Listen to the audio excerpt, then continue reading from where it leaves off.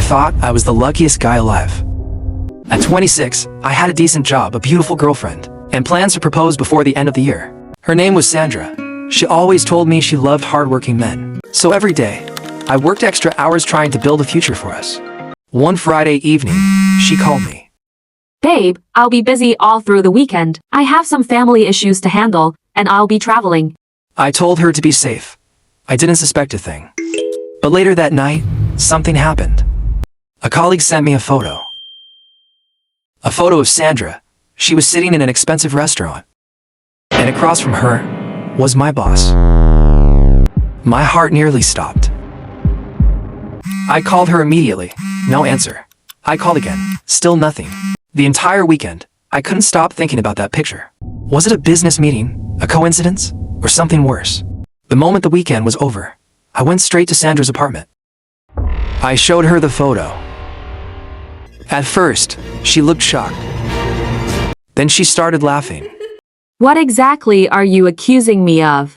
We argued for several minutes. She kept insisting I was imagining things. I told her the photo didn't lie. She became angry. I became even more suspicious.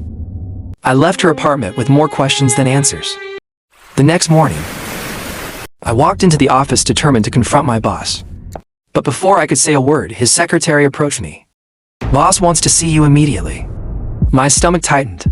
I was sure I was about to lose my job. The moment I entered his office, he closed the door and pointed at a chair.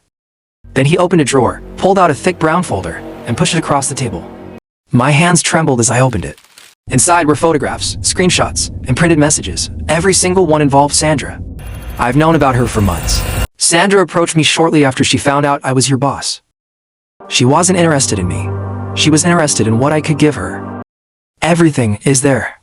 Messages about expensive gifts, messages about using people for money, and messages where she talked about keeping me around until someone wealthier came along. My heart sank. Everything she had told me had been a lie. Because I knew you wouldn't believe me. You're good staff.